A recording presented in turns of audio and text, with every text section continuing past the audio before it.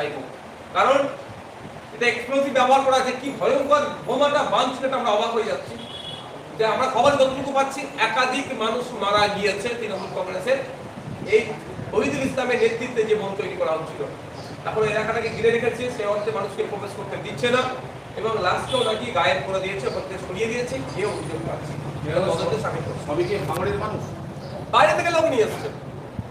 জীবনতলা সম্ভবত ঝোড়ের মোড়ের আশপাশে কোন বেসরকারি হসপিটালে চিকিৎসাধীন অবস্থায় আছে, যে ক্যানিং থেকে এসেছিল বা ভাঙড়ের বাইরে থেকে এসে এখানে বোমা বাঁধার কাজ করছিল। যে লোকটি মারা গিয়েছে, সম্ভবত একটা লোক মারা গেছে, এখন আইডেন্টিফাই হচ্ছে, তারও অ্যাড্রেস চেক করা হোক, দেখলে দেখা যাবে সেও ভাঙড়ের নয়। বলছিলাম দাদা, একসময় আরাবুলের বিরুদ্ধে অভিযোগ করতো উনি বোমা মারতেন এবং মানুষের উপর অত্যাচার করতেন, সেই আরাবুলকে দলে নিলেন। দেখুন, আরাবুল ইসলাম সাহেব যখন আমাদের দলে আসার জন্য মনস্থির করেছিলেন, প্রস্তাব দিয়েছিলেন, আমরা আমাদের যে নেতৃত্বের মাধ্যমে দিয়েছিলাম, আমরা বেশ কয়েকটি শর্ত রেখেছিলাম। শর্তের অন্যতম ছিল গত পঞ্চায়েত নির্বাচনে যে খুন হয়েছে আমাদের 3টে কর্মী, তাদের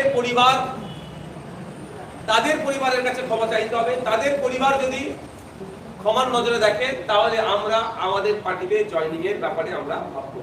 আপনারা দেখেছেন, দিনের আলোর মতো পরিষ্কার হচ্ছে, মিডিয়ার মাধ্যমে সম্প্রচারিত হয়েছে যে পরিবারের কাছে ক্ষমা চেয়েছে। 1 নম্বর শর্ত পূরণ করতে। দ্বিতীয় শর্ত হচ্ছে, আপনারা ওটা তার পাবলিশ করা যায় না সবকিছু।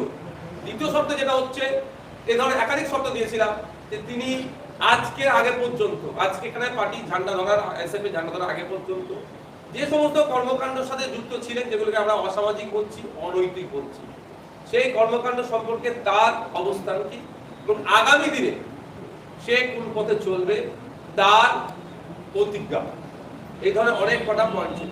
আমি একটা কথাই বলবো, এখন দেশে আর জেল নাই, সংশোধনাগার আছে। নির্দিষ্ট টাইম পর্যন্ত জেলে রাখার পরে তাকে ছেড়ে দেওয়া হচ্ছে না কেন? সংশোধন করে। মানুষ আইএসএফ এর ছায়াতলে এসে মেইন স্ট্রিমে ফিরতে চাইছে, জাতীয়তাবাদী নাগরিক হতে চাইছে, দায়িত্বশীল নাগরিক হয়ে উঠতে চাইছে, প্রকৃত অর্থে জনপ্রতিনিধি, প্রকৃত অর্থে রাজনৈতিক কর্মী কেমন হয় সেটা তারা ফিল করছে আইএসএফ কে দেখে। সুতরাং তারা আইএসএফ এর ছায়াতলে আসতে চাইছে। সেই জন্য আমরা আইএসএফ ওয়েলকাম করছি, আমাদের রাজ্য নেতৃত্ব আইএসএফ ওয়েলকাম করেছে। আমরা আশা করেছি বিগত দিনে যে ধরনের অনৈতিক কাজ করেছে সেগুলো থেকে তিনি যেমন বিরত থাকছেন, আগামী দিনে তার এত ভালো কাজ করবে, কাজের মাধ্যমে বিগত দিনের সমস্ত যে কর্মকাণ্ডতে তিনি মুছে ফেলতে এবং জনমানুষে প্রভাব ফেলতে তিনি সদাত্মক ভূমিকা নেবেন। এখন আমরা প্রার্থী ঘোষণা নিশ্চিতভাবে করে দেব। যখন আমরা প্রার্থী ঘোষণা করব, কে কোথায় কন্টেস্ট করছে, ইভেন নওশাদ সিদ্দিকী সেটা এই দিক থেকে 2023 সালে আপনি অভিযোগ করেছিলেন যে আরাবুল ইসলাম আপনার গাড়িতে আক্রমণ করেছে, আপনার গাড়ির কাজ এখন পর্যন্ত ভাঙা।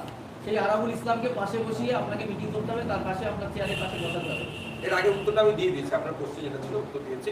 হাতিশালা 6 যেটা হয়েছে, আরাবুল ইসলাম সাহেবের যে নেতৃত্ব হয়েছিল বা নির্দেশ কাজ ছিল, সেটা বেশিরভাগ তিনি পাবলিক ডোমেইনে ডিসক্লোজ করে দিয়েছেন। আপনি সম্পদমূলক বিরুদ্ধে বলছিলেন যে এই কাজগুলি করেছেন, কিন্তু তৃণমূল তো ওনাকে টিকিট দিয়েছে। সেই ব্যাপারে কি বলবেন? তৃণমূল কংগ্রেসে যে যত বড় তোলাবাজ, যে যত বড় ভালো বোম বাঁধতে পারে, যে যত বড় হিংসা করতে পারে, তার জায়গা আগে হবে। দেখুন, যার মেয়ের চাকরি বরখাস্ত হলো থ্রু কোর্ট, তাকে আবার তৃণমূল টিকিট দিয়েছে।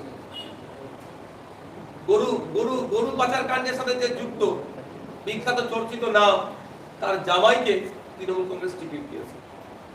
এটা তৃণমূল কংগ্রেস অভ্যস্ত, যত খারাপ মানুষ হবে তত দেবে। আপনারা দেখুন না, আলিয়া বিশ্ববিদ্যালয়ে সর্বোচ্চ বডিতে সরকার সাহেবকে বসিয়েছে, যে ন্যাশনাল হিউম্যান রাইটস কমিশন ঘোষিত নোটোরিয়াস ক্রিমিনাল, তাকে সেই জায়গাতে বসিয়েছে।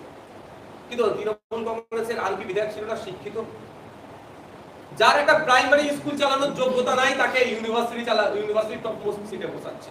এটা বুঝতে হবে যে তৃণমূল কংগ্রেস এই ধরনের গুন্ডা, অবস্থান, সমাজ বিরোধী গুলোকে তাদের রত্ন করে।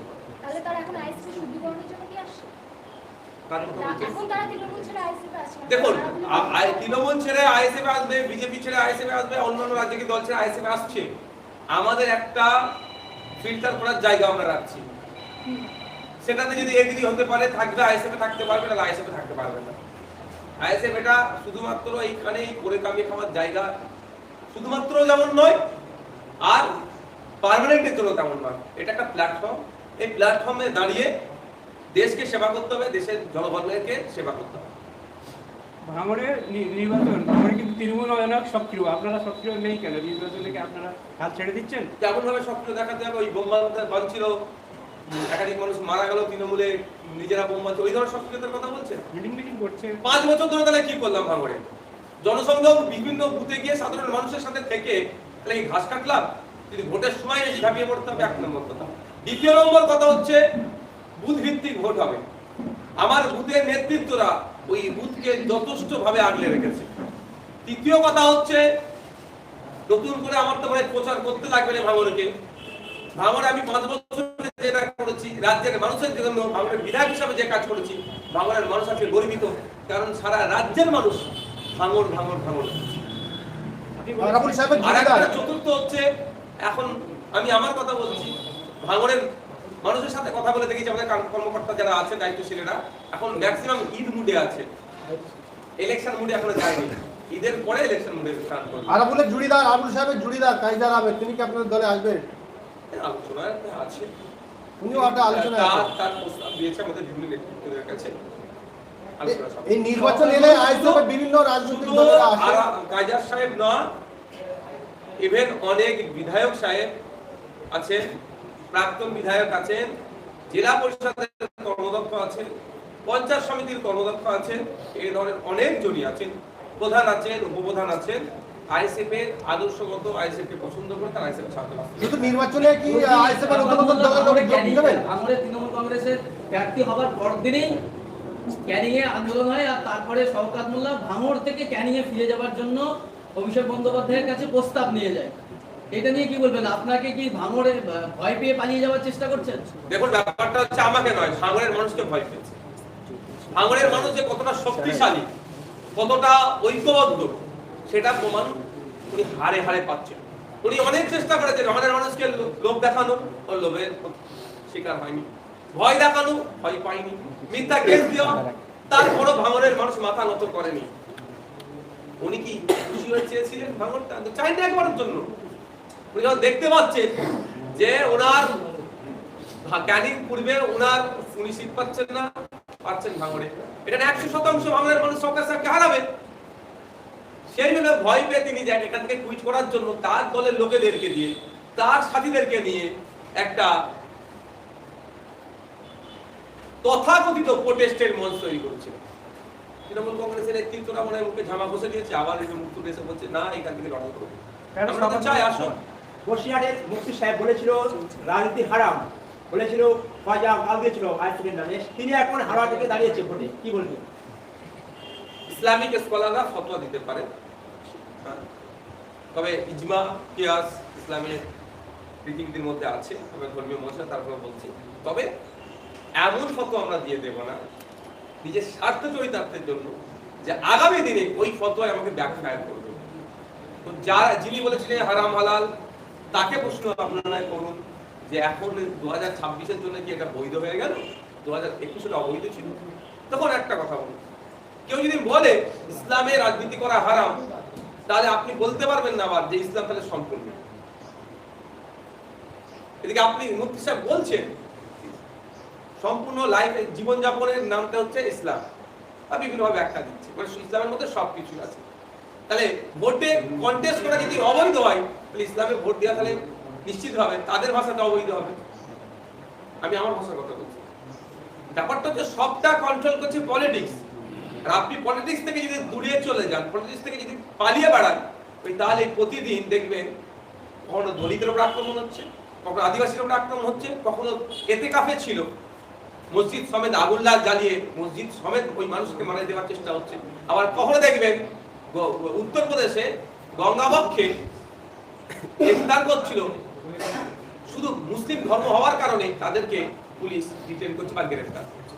পলিটিক্সে যদি পাওয়ার আপনার হাতে থাকে, না দলিতের উপর আগুন তুলতে পারবে, না আদিবাসীর উপর আগুন তুলতে পারবে, না মুসলমানের উপর আগুন তুলতে পারবে, না বঞ্চিত সমাজ তার অধিকারের জন্য কথা বলে তাদের উপরে আক্রমণ করবে। তাই আমি এটাই মুফতি সাহেবকে আমি ওয়েলকাম জানাচ্ছি, আরো যারা আছে তাদের প্রত্যেককে ওয়েলকাম করছি। আসুন পলিটিক্সে, আমরা চাই শিক্ষিত মানুষজন পলিটিক্সে আসুক, এটাকে কন্ট্রোল করুক, রাজনীতির কম্পিটিশন হোক, কে কত ভালো সমাজকে দিতে পারবে তার কম্পিটিশন হোক। বলছি ইন্ডিয়ান সেকুলার ফ্রন্ট এটা হচ্ছে আমডাঙ্গাতে আপনারই চাচাতো ভাই কাশেম সিদ্দিকী তৃণমূল কংগ্রেসের প্রার্থী। সেখানে আমরা দেখছি যে তৃণমূলের সঙ্গে প্রধান প্রতিদ্বন্দ্বী ওখানকার আইএসএফ। সেক্ষেত্রে আপনারা কি ভাবছেন, আপনার এই ভাই আপনাদের দলের বিরুদ্ধে হতে পারে না? তথাগত বসু থেকে শুরু করে তথাগত রায় আর সৌগত রায়, তারা যদি আলাদা দল থেকে রাজনীতি করতে পারে, তাহলে আমার চাচা জানের ছেলে আলাদা রাজনীতি করলে অসুবিধা নেই। আমি বারবার সৌজন্যতার কথা বলি, সম্প্রীতির কথা বলি, ঐক্যের কথা বলি। আমি সৌজন্যতার রাজনীতিতে পছন্দ করি। এবার আমার সামনে কে কন্টেস্ট করছে, কত হেভিওয়েট কন্টেস্ট করছে, তার থেকে বড় কথা আমরা যে প্রার্থীকে দান করিয়েছি তাকে জিতিয়ে আইনসভার মধ্যে পৌঁছানো আমার কাছে বড়। সুতরাং আমার সামনে যদি রফিকা রহমান থাকে, যেভাবে আমি সৌজন্যতা দিয়ে বিরোধিতা করি, যে বিরোধিতা করবো রাজনৈতিক বিরোধিতা করবো, আমার সামনে যদি আমার বাড়ির কোনো একটি জেতা থাকে, নিশ্চিতভাবে আপনারা দেখবে সৌজন্যতা দেখে রাজনৈতিকভাবে যে বিরোধিতা করা যায় ততটুকুই করবো। ইন্ডিয়ান সেকুলার ফ্রন্ট আত্মপ্রকাশ করে দুটো নির্বাচন হয়েছে, লোকসভা এবং পঞ্চায়েত। সেই লোকসভা এবং পঞ্চায়েত দেখেছি বিভিন্ন নেতারা এসেছে, যেমন আরাবুল বিধানসভা। লোকসভা যারা ছিল তারা দেখতে পাচ্ছে না, সেরকম তো কিছু হবে না যে আরাবুল ইসলাম হয়তো এলো, ওখানে এমএলএ হতে পারলো না, তারপরে আবার তিনি গায়েব হয়ে গেলেন। দারুণ প্রশ্ন করেছে, সমাজ পরে করবেন তাহলে এক বছর কতদিন থাকবে, প্রশ্ন দারুণ করেছে। সমাজ এক বছর পরে আবার এটা করবে। বলছি শেষ প্রশ্ন একটা করবো আমি, সেটা হচ্ছে যে একটা সোশ্যাল মিডিয়ায় গুঞ্জন চলছে যে আইএসএফ এর যে আগে সিম্বল ছিল, সেই সিম্বল এবারে নাকি আইএসএফ পাচ্ছে না, স্থায়ী সিম্বলের দাবি করছেন আপনারা, এটা কতটা বাস্তব? আমরা রেজিস্টার্ড পার্টি বাট আনরিকগনাইজড পার্টিকে ফ্রি সিম্বল থেকে সুযোগ দেওয়া হয়। আপনারা নিশ্চিতভাবে জানতে পারবেন পার্টির প্রতিষ্ঠাতা হিসেবে আব্বাস সিদ্দিকী, পার্টির একটা গঠনতন্ত্র আছে, পার্টির একটা নির্দিষ্ট ক্রাইটেরিয়ার মধ্যে দিয়ে চলে। আমি আপনাদের জোর গলায় বলছি, ইন্ডিয়ান সেকুলার ফ্রন্ট এইবারে নির্বাচন করছে খাম চিহ্নকে সামনে রেখে। আমাদের প্রতীকটা আমাদের ইভিএম মেশিনে যে সুইচটা টিপবেন সেটা হচ্ছে খাম চিহ্ন। আপনাদের মাধ্যম দিয়ে জনসাধারণের কাছে আমি বার্তা দিচ্ছি, যেখানে খাম চিহ্ন দেখবেন, আইএসএফ এর খাম চিহ্ন দেখবেন, আপনারা সেখানে দেবেন। নিশ্চিতভাবে যারা সোশ্যাল মিডিয়া এটাকে হচ্ছে আইএসএফ সম্পর্কে স্পিডকে ব্রেক করার জন্য মিথ্যাচার করছে, ওই মিথ্যাচারে কেউ পা দেবেন না। আমরা কি বলে আপনার যে অ্যাপ্লিকেশন করব, সাবমিশন করব আমাদের প্রার্থীর মনোনয়ন, সেখানে আমরা দেখবেন আমরা খাম চিহ্ন আছে। ভাঙড়ে কায়দার আহমেদ এবং আরাবুল ইসলাম আপনাদের দলে আসতে চাইছে এবং শওকত মোল্লা তো বলছে আপনার বিরুদ্ধে, আপনি বলছেন জানাতে চাইছেন না, তাহলে তো কাজটা আপনার দলের লড়ে সহজ হয়ে গেল কিনা? দেখুন, আমি একটা কথা বলি, আমি প্লেয়ার ছিলাম, ভলিবল খেলেছি, টুর্নামেন্ট খেলতে যেতাম, যত ভালো টিভি নিয়ে যেতাম বা মোটামুটি টিম নিয়ে গেলাম, সামনেওয়ালাকে আমি ফাইনালে উঠবো কি করে সবসময় চেষ্টা করতাম দুর্বল টিমের সাথে খেলে বেরিয়ে যেতে। প্রার্থী তালিকা কবে ঘোষণা করবেন? বলছি জোটের কতটা আগালো কি বলছেন? যখন ঘোষণা করা হবে আপনাদেরকে জানাবো। জোট ফাইনাল, জোট ফাইনাল। আমরা নিশ্চিতভাবে এখনো যখন ঘোষণা করিনি, চূড়ান্ত বলবো না, তবে অনেকটা এগিয়ে গিয়েছে। বলছি বাংলা একটা প্রবাদ আছে, শত্রু আমার মিত্র। এই যে আরাবুল ইসলাম এককালীন শওকত মোল্লা জানাচ্ছেন আজকে যে আইএসএফ এ যোগদান করলেন, তবে কি এখানে একটা নতুন শওকত মোল্লার বিরুদ্ধে আপনি আইএসএফ পক্ষ থেকে মাস্টারমাইন্ড গেম খেললেন? দুটো কথা বলবো, শওকত মোল্লার ডান হাত আরাবুল ছিলেন না, এটা বলা ভুল হচ্ছে।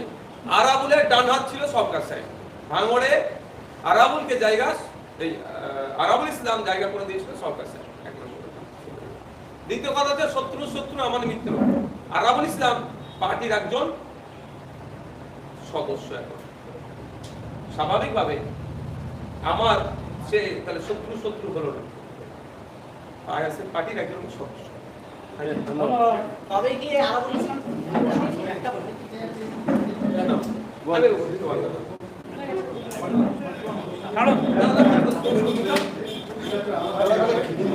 আমি বললাম না, আমি আজকে